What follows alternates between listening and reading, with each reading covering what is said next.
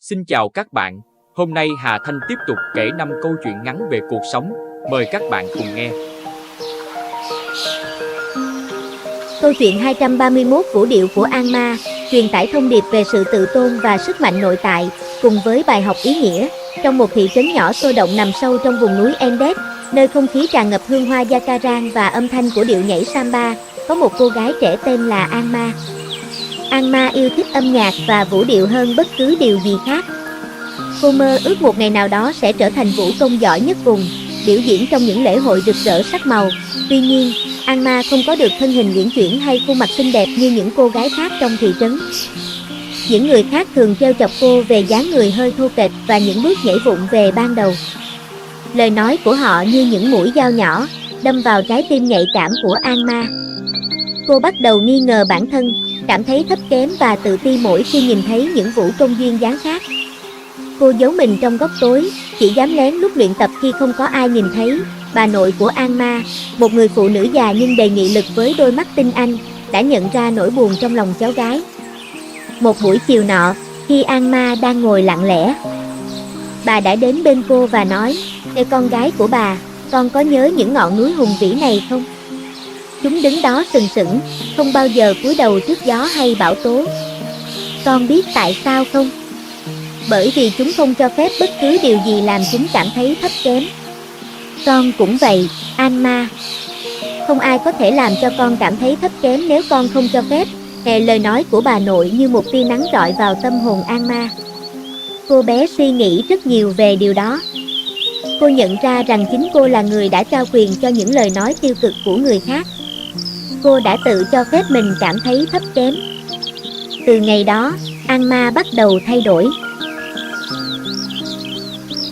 Cô vẫn nghe những lời trêu chọc, nhưng thay vì để chúng làm tổn thương, cô lại biến chúng thành động lực. Cô luyện tập chăm chỉ hơn bao giờ hết. Cô không cố gắng bắt chước người khác mà tập trung vào việc tìm ra phong cách nhảy của riêng mình, một phong cách mạnh mẽ, đầy đam mê và chân thật, giống như chính tâm hồn cô. Cô không còn che giấu sự vụng về của mình mà chấp nhận nó như một phần của quá trình học hỏi. Một ngày nọ, một cuộc thi nhảy lớn được tổ chức trong lễ hội thường niên. An Ma đã quyết định đăng ký. Khi cô bước lên sân khấu, những tiếng xì xào, bàn tán lại vang lên. Nhưng lần này, An Ma không hề bận tâm. Cô nhắm mắt lại, cảm nhận nhịp điệu của âm nhạc chảy trong huyết quản, và bắt đầu nhảy. Điệu nhảy của An Ma không hoàn hảo theo nghĩa truyền thống, nhưng nó lại tràn đầy năng lượng, cảm xúc và sự tự tin. Cô nhảy bằng cả trái tim, bằng tất cả những gì cô có. Cô không chỉ biểu diễn những bước nhảy mà cô còn kể một câu chuyện về một cô gái đã tìm thấy sức mạnh và giá trị của bản thân. Khi An Ma kết thúc, cả quảng trường im lặng một lúc, rồi vỡ òa trong tiếng vỗ tay như sấm.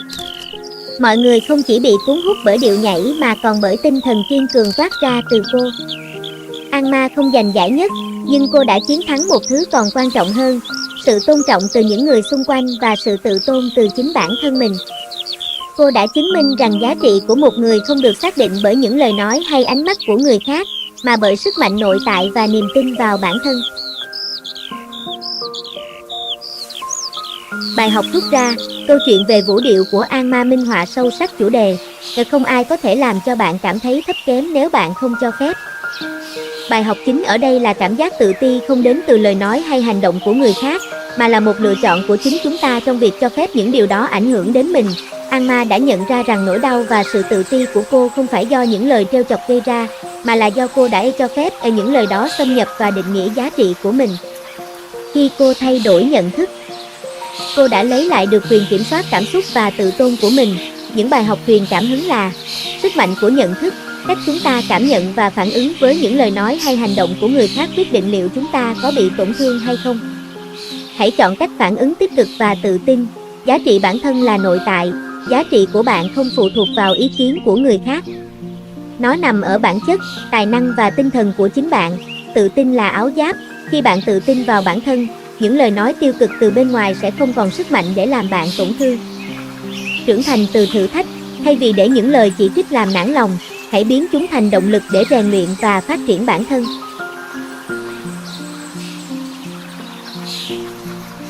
Câu chuyện 232 tia sáng trên thung lũng Silicon đề cao tinh thần khám phá và sáng tạo của khoa học, cùng với một bài học ý nghĩa. Trong lòng thung lũng Silicon, nơi những ý tưởng lớn được mầm và công nghệ định hình tương lai, có một cô gái trẻ tên là Lena. Lena không phải là một lập trình viên thiên tài hay một kỹ sư phần mềm lão luyện. Cô là một nhà khoa học dữ liệu, người nhìn thấy những câu chuyện và những khả năng tiềm ẩn trong những con số tưởng chừng khô khan. Trong khi nhiều người chỉ nhìn thấy dữ liệu là một bộ sưu tập thông tin, Lena lại nhìn thấy nó là một chìa khóa, một cánh cửa để mở ra những khám phá mới. Ngay từ nhỏ, Lena đã bị cuốn hút bởi những bí ẩn. Cô luôn hỏi tại sao, gì và làm thế nào. Cô tin rằng đằng sau mỗi hiện tượng, mỗi con số đều có một lời giải thích và một cơ hội để sáng tạo. Giống như Marie Curie đã từng nói, Lena cảm nhận được rằng cái đẹp của khoa học là nó mở ra vô vàn cánh cửa của sự khám phá và sáng tạo. Lena làm việc tại một công ty công nghệ lớn, chuyên về các giải pháp năng lượng tái tạo. Công ty đang đối mặt với một vấn đề lớn, làm thế nào để tối ưu hóa việc sử dụng năng lượng mặt trời khi thời tiết thay đổi khó lường. Họ có hàng núi dữ liệu từ các tấm pin mặt trời, cảm biến thời tiết và mô hình tiêu thụ, nhưng không ai có thể tìm ra một giải pháp hiệu quả. Các kỹ sư đã thử mọi phương pháp truyền thống, nhưng vẫn đi vào ngõ cụt. Sếp của Lena, một người đàn ông thực dụng và có phần hoài nghi, chỉ muốn có một giải pháp nhanh chóng và rõ ràng. Lena, ông nói, để chúng ta cần một thuật toán có thể dự đoán chính xác. Đừng lãng phí thời gian vào những thứ mơ hồ. Lena biết rằng cô không thể chỉ nhìn vào những con số một cách riêng lẻ. Cô phải nhìn thấy bức tranh toàn cảnh, nhìn thấy những kết nối ẩn giấu. Cô thử nghiệm các mô hình khác nhau, kết hợp các tập dữ liệu tưởng chừng không liên quan, và thậm chí còn tích hợp các yếu tố về hành vi con người và chu kỳ tự nhiên mà các kỹ sư khác bỏ qua. Cô nhìn thấy những mối quan hệ giữa gió, mây, nhiệt độ và thậm chí cả lịch trình sinh hoạt của người dân trong việc sử dụng năng lượng, những điều mà mắt thường không thể nhìn thấy trong một bản tính khổng lồ. Nhiều đêm, cô thức trắng, không phải vì áp lực, mà vì sự phấn khích của việc khám phá. Có lúc, cô thất bại. Mô hình này không chính xác. Thuật toán kia không hiệu quả. Nhưng mỗi lần thất bại, cô lại coi đó là một cánh cửa đóng lại, nhưng đồng thời lại mở ra một cánh cửa khác, dẫn đến một con đường mới để khám phá. Cuối cùng, Lena đã tạo ra một hệ thống đột phá. Nó không chỉ đơn thuần dự đoán thời tiết hay tiêu thụ năng lượng. Nó là một mô hình động, học hỏi và thích nghi theo thời gian thực, có thể dự đoán những thay đổi nhỏ nhất trong môi trường và điều chỉnh việc phân phối năng lượng một cách hiệu quả nhất. Nó không phải là một giải pháp đơn lẻ, mà là một hệ thống sống động, liên tục khám phá và sáng tạo. Khi Lena trình bày giải pháp của mình, cả phòng họp sững sờ. Nó không chỉ tiết kiệm hàng triệu đô la cho công ty mà còn giảm đáng kể lượng khí thải carbon. Sếp của Lena, người từng hoài nghi, giờ đây nhìn cô với ánh mắt đầy thán phục. Lena đã chứng minh rằng khoa học không chỉ là một tập hợp các quy tắc hay công thức. Nó là một cuộc phiêu lưu bất tận, nơi mỗi câu hỏi được trả lời lại mở ra hàng ngàn câu hỏi mới, hàng ngàn cánh cửa dẫn đến những vùng đất chưa được khám phá của tri thức và những giải pháp sáng tạo chưa từng có. Trong thung lũng Silicon, Lena đã trở thành biểu tượng của việc sáng tạo là khả năng nhìn thấy những điều không thể nhìn thấy bằng mắt thường và tin tưởng vào hành trình khám phá không ngừng của khoa học. Bài học rút ra, câu chuyện về Lena và tia sáng trên thung lũng Silicon minh họa sâu sắc chủ đề. Cái đẹp của khoa học là nó mở ra vô vàn cánh cửa của sự khám phá và sáng tạo. Bài học chính ở đây là khoa học không chỉ là việc tích lũy kiến thức mà là một hành trình liên tục của sự tò mò, khám phá những điều chưa biết và sử dụng những hiểu biết đó để tạo ra những giải pháp và ý tưởng mới mẻ. Lena đã không chấp nhận những giới hạn của dữ liệu thô hay các phương pháp truyền thống. Cô đã sử dụng tư duy khoa học của mình để nhìn thấy những mối liên kết và quy luật ẩn giấu. Mở ra cánh cửa cho một giải pháp đột phá. Những bài học truyền cảm hứng là tò mò là khởi nguồn của khám phá. Đừng ngừng đặt câu hỏi tại sao, và làm thế nào. Sự tò mò là động lực chính để mở ra những cánh cửa mới, vượt ra ngoài những gì hữu hình. Sáng tạo trong khoa học đòi hỏi khả năng nhìn thấy những mô hình, xu hướng và tiềm năng ẩn giấu trong dữ liệu hoặc hiện tượng mà mắt thường không thể thấy. Khám phá dẫn lối sáng tạo, quá trình tìm tòi và hiểu sâu hơn về thế giới sẽ tự nhiên dẫn đến những ý tưởng mới mẻ và những cách giải quyết vấn đề đột phá. Xem thất bại là cánh cửa mới, mỗi lần thử nghiệm không thành công không phải là điểm dừng mà là một chỉ dẫn, một cơ hội để điều chỉnh và khám phá một con đường khác dẫn đến thành công. Khoa học là một cuộc phiêu lưu, nó không chỉ là những phòng thí nghiệm hay công thức khô khan, mà là một hành trình đầy thú vị của việc mở rộng giới hạn tri thức và tạo ra tương lai.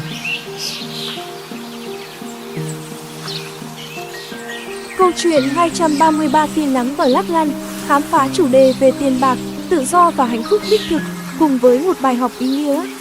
Ở vùng Lapland rộng lớn của Phần Lan, nơi mùa đông kéo dài với những đêm trắng ma mị và cực quang nhảy múa trên bầu trời băng giá, có một người đàn ông tên là Ilias. Ilias là một thợ rừng cần mẫn, dành cả đời mình làm việc trong những khu rừng thông bạt ngàn. Ông không giàu có về vật chất, chỉ sở hữu một căn lều gỗ nhỏ, vài dụng cụ thô sơ và một chiếc xe trượt tuyết cũ kỹ. Cuộc sống của ông gắn liền với thiên nhiên hoang dã và sự tĩnh lặng của rừng sâu. Ilias đã từng nghe những người từ thành phố nói rằng tiền bạc mang lại tất cả. Nhưng trong sâu thẳm tâm hồn, ông biết rằng có điều gì đó quan trọng hơn. Ông bà của ông, những người Sami đã sống hàng thế kỷ trên vùng đất này, đã dạy ông rằng hạnh phúc không phải là thứ có thể mua được. Tuy nhiên, một phần trong Ilias vẫn luôn khao khát có đủ tiền để không phải lo lắng về việc kiếm sống, để có thể dành trọn thời gian cho việc ngắm nhìn cực quang, lắng nghe tiếng hú của chó sói và đi lang thang trong rừng. Ông tin rằng tiền bạc không mua được hạnh phúc, nhưng nó tạo ra sự tự do để bạn tìm kiếm nó. Một ngày nọ, khi đang đốn cây, Ilias tình cờ tìm thấy một khối hổ phách lớn, trong suốt, chứa đựng một con côn trùng tiền sử được bảo tồn hoàn hảo. Đó là một phát hiện cực kỳ quý hiếm, và Ilias biết rằng nó có giá trị rất lớn. Ông bán khối hổ phách cho một nhà sưu tập giàu có ở Helsinki với một số tiền khổng lồ, đủ để ông có thể sống thoải mái suốt quãng đời còn lại. Giờ đây, Ilias đã có tiền, ông không còn phải lo lắng về việc đốn gỗ mỗi ngày. Ông có thể mua bất cứ thứ gì mình muốn, một chiếc xe trượt tuyết mới, quần áo ấm áp, thực phẩm ngon lành từ khắp nơi trên thế giới. Ban đầu, ông cảm thấy một niềm vui lớn. Ông có thể ngủ nướng, không phải chịu đựng cái lạnh cất da cất thịt. Ông mua sách, mua bản đồ để khám phá những vùng đất xa xôi hơn. Nhưng vài tháng trôi qua, một cảm giác trống rỗng bắt đầu len lỏi vào tâm hồn ông. Ông có tất cả mọi thứ mình muốn, nhưng niềm vui dường như không kéo dài. Chiếc xe trượt tuyết mới không mang lại niềm vui khi ông đi một mình. Những món ăn ngon không còn vị khi ông không còn cảm thấy đói sau một ngày lao động. Ông ngắm cực quang, nhưng dường như ánh sáng của nó không còn rực rỡ như trước. Ông nhận ra rằng sự tự do mà tiền bạc mang lại không tự động dẫn đến hạnh phúc. Ilias bắt đầu cảm thấy lạc lõng. Ông nhớ tiếng rìu bổ vào thân cây, mùi nhựa thông tươi và cảm giác mệt mỏi nhưng mãn nguyện sau một ngày lao động. Ông nhớ những cuộc trò chuyện với các đồng nghiệp thợ rừng, nhớ những bài hát họ hát bên lửa trại. Tiền bạc đã cho ông sự tự do khỏi công việc, nhưng lại tước đi ý nghĩa và mục đích của cuộc sống ông. Ilias quyết định trở lại rừng. Ông không đốn cây để kiếm tiền, mà để tạo ra những lối đi mới cho những người đi bộ đường dài, để xây dựng những chiếc ghế gỗ nhỏ bên cạnh những con suối băng giá. Ông dùng một phần tiền của mình để mua thiết bị tốt hơn cho những người thợ rừng khác, để giúp họ làm việc an toàn và hiệu quả hơn. Ông dành thời gian dạy cho những đứa trẻ trong làng về cách đọc dấu vết của động vật, cách sinh tồn trong rừng và cách trân trọng thiên nhiên. Khi Ilias quay trở lại với công việc và cộng đồng, một sự bình yên sâu sắc lại đến với ông. Ông vẫn có tiền, nhưng giờ đây tiền bạc là một công cụ, không phải là mục đích. Ông sử dụng sự tự do tài chính để theo đuổi những điều mang lại ý nghĩa và niềm vui thực sự cho mình và cho người khác. Cực quang lại trở nên rực rỡ hơn bao giờ hết, bởi vì ông đã tìm thấy hạnh phúc trong việc kết nối, cống hiến và sống một cuộc đời có mục đích. Ông đã học được rằng tiền bạc có thể mua được sự tự do, nhưng chính bạn phải sử dụng sự tự do đó để tìm kiếm hạnh phúc đích thực trong hành trình của mình. Bài học rút ra, câu chuyện về Ilias và tia nắng ở Lapland minh họa sâu sắc chủ đề tiền bạc không mua được hạnh phúc, nhưng nó tạo ra sự tự do để bạn tìm kiếm nó. Bài học chính ở đây là tiền bạc không phải là đích đến của hạnh phúc, mà là một phương tiện có thể mở ra những lựa chọn, nhưng chính cách chúng ta sử dụng những lựa chọn đó mới quyết định mức độ hạnh phúc của chúng ta. Ilias đã có tiền bạc và ban đầu nghĩ rằng nó sẽ mang lại hạnh phúc. Tuy nhiên, ông nhanh chóng nhận ra rằng sự tự do tài chính mà không có mục đích hay sự kết nối sẽ dẫn đến sự trống rỗng. Chỉ khi ông sử dụng tiền bạc để theo đuổi những giá trị thực sự, cống hiến, kết nối, khám phá có ý nghĩa, ông mới tìm thấy hạnh phúc đích thực. Những bài học truyền cảm hứng là hạnh phúc đến từ mục đích và ý nghĩa. Tiền bạc có thể loại bỏ những lo lắng về vật chất, nhưng hạnh phúc bền vững chỉ đến khi chúng ta tìm thấy mục đích sống, cống hiến và kết nối với cộng đồng. Tiền bạc là một công cụ, không phải mục đích. Hãy xem tiền bạc như một phương tiện để đạt được những giá trị cao hơn trong cuộc sống, chứ không phải là mục tiêu cuối cùng. Sự tự do cần được sử dụng khôn ngoan, có tự do tài chính là một điều tuyệt vời, nhưng điều quan trọng là cách bạn sử dụng sự tự do đó để theo đuổi những đam mê, học hỏi, cống hiến và xây dựng các mối quan hệ có ý nghĩa. Giá trị của sự kết nối và lao động, cuộc sống có ý nghĩa thường gắn liền với sự kết nối với thiên nhiên, con người và niềm vui từ việc lao động. Sáng tạo. Câu chuyện 234 sa mạc của nữ tư tế Amara truyền tải thông điệp về việc đối mặt với thử thách để khám phá sức mạnh tiềm ẩn của bản thân, cùng với một bài học ý nghĩa. Ở Ai Cập cổ đại, dọc theo bờ sông Nin hùng vĩ, nơi kim tự tháp vươn cao chạm tới bầu trời và những vị thần canh giữ sự sống, có một nữ tư tế trẻ tuổi tên là Amara. Amara không phải là người mạnh nhất về thể chất hay người có địa vị cao nhất trong đền thờ, nhưng cô sở hữu một trí tuệ sắc sảo và trái tim tràn đầy lòng trắc ẩn. Cô dành cả đời mình để nghiên cứu những cuộn giấy cổ, tìm kiếm tri thức và sự hướng dẫn từ các vị thần. Amara luôn tin rằng cuộc đời là một dòng chảy không ngừng nghỉ, mang theo cả những lúc bình yên lẫn những thử thách khắc nghiệt. Cô thường chiêm nghiệm lời dạy từ những cuộn giấy cổ, đừng sợ thử thách, vì đó là cơ hội để bạn khám phá sức mạnh tiềm ẩn của mình. Cô hiểu rằng sức mạnh không chỉ nằm ở cơ bắp mà còn ở tinh thần và ý chí. Một năm nọ, một bệnh dịch bí ẩn và tàn khốc ập đến vương quốc. Nó lan truyền nhanh chóng, khiến người dân suy yếu và những vị tư tế cao cấp nhất cũng không tìm được cách chữa trị. Sự hoảng loạn bao trùm khắp nơi. Pharaoh ra lệnh cho các tư tế phải tìm ra một phương thuốc. Nếu không cả vương quốc sẽ sụp đổ. Nhiều tư tế đã thử những phép thuật cổ xưa, những loại thảo mộc quý hiếm, nhưng không một ai thành công. Amara, dù còn trẻ, cảm thấy một gánh nặng lớn lao. Cô biết đây là thử thách lớn nhất mà cô từng phải đối mặt và có thể là cơ hội để cô khám phá điều gì đó bên trong mình. Thay vì dựa vào những gì đã được biết, Amara quyết định mạo hiểm đi vào sa mạc rộng lớn và bí ẩn, nơi ít ai dám đặt chân đến. Cô tin rằng câu trả lời có thể nằm ở những nơi không ai tìm kiếm. Nhiều người can ngăn cô, nói rằng sa mạc quá nguy hiểm, đầy rẫy những linh hồn xấu xa và những cạm bẫy chết người. Nhưng Mara không nao núng. Cô mang theo một ít nước, vài cuộn giấy ghi chép và niềm tin vững chắc. Trong nhiều ngày, Amara lang thang dưới cái nắng cháy da của sa mạc. Cô đối mặt với những cơn bão cát dữ dội, những đêm lạnh lẽo cắt da và nỗi cô đơn bao trùm. Đôi khi, cô cảm thấy kiệt sức, muốn bỏ cuộc. Nhưng mỗi khi như vậy, cô lại nhớ về lời dạy, đừng sợ thử thách. Cô đào sâu vào bên trong, tìm kiếm sức mạnh mà cô chưa từng biết mình có. Cô học cách đọc những dấu vết nhỏ nhất trên cát, cách tìm nước ẩn dưới những tảng đá và cách giữ bình tĩnh khi đối mặt với nguy hiểm. Vào ngày thứ 7, khi gần như tuyệt vọng, Amara tìm thấy một ốc đảo nhỏ, ẩn mình giữa những cồn cát khổng lồ.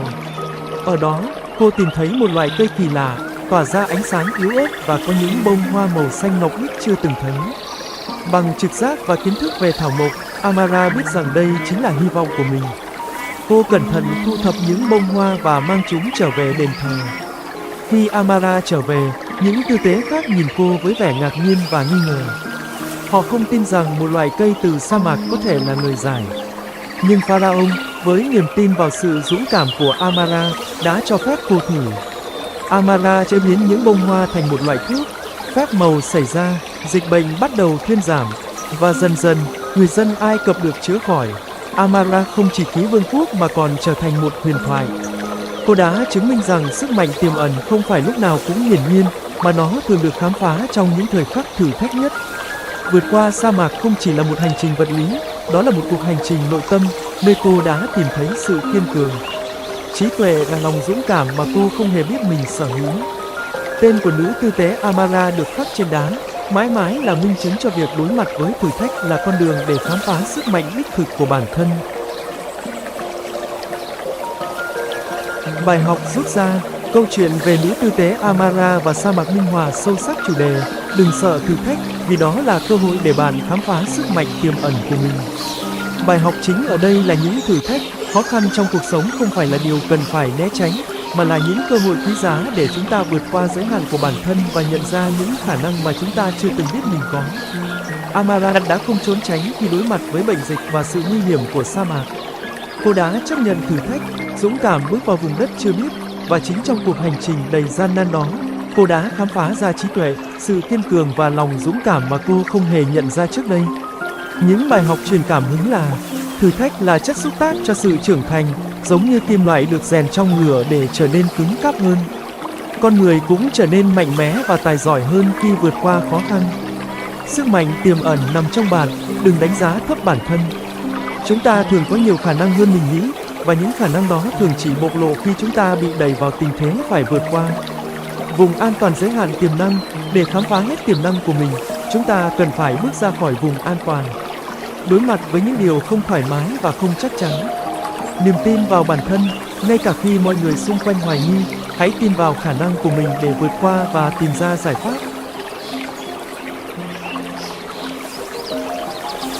Câu chuyện 235 vũ điệu của đôi giày flamenco đề cao sự sáng tạo như một hình thức thể hiện bản thân và tạo ra giá trị. Trong khu phố Triana sôi động của Seville, Tây Ban Nha, nơi những con đường lát đá cuội vang vọng tiếng guitar và tiếng gõ giày flamenco nồng nhiệt, có một người thợ đóng giày tên là Ricardo.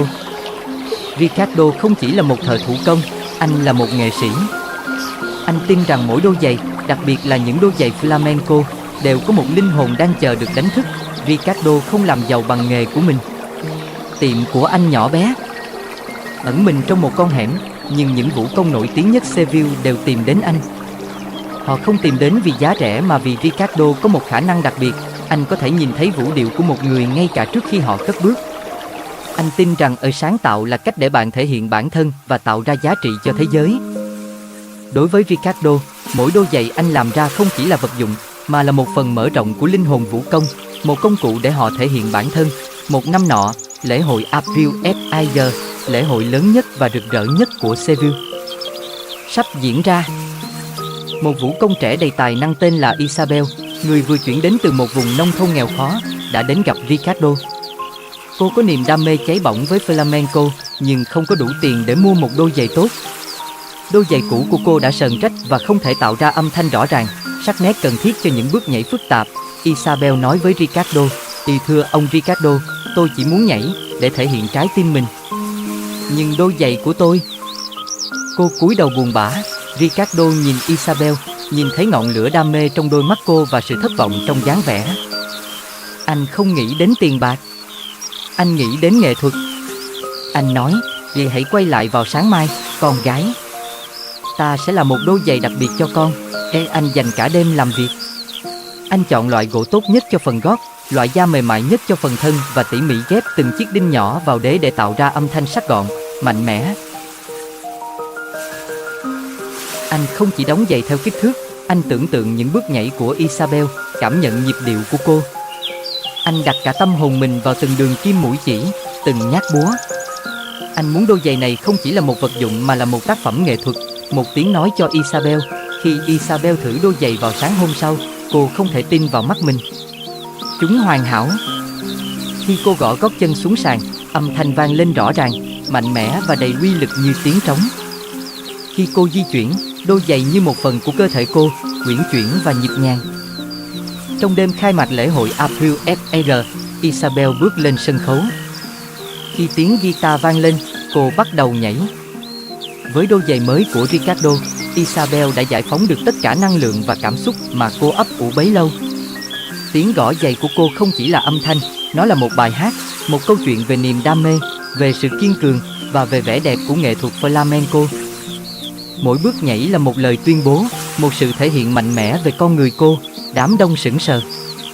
Họ chưa từng thấy một màn trình diễn nào đầy cảm xúc và chân thật đến vậy. Isabel đã không chỉ nhảy, cô đã kể một câu chuyện bằng đôi chân và đôi giày của mình. Cô đã tạo ra một giá trị cảm xúc không thể đong đếm. Ricardo đứng lẫn trong đám đông, mỉm cười. Anh biết rằng anh đã tạo ra không chỉ một đôi giày mà là một tác phẩm nghệ thuật đã giúp một người khác thể hiện bản thân một cách trọn vẹn nhất.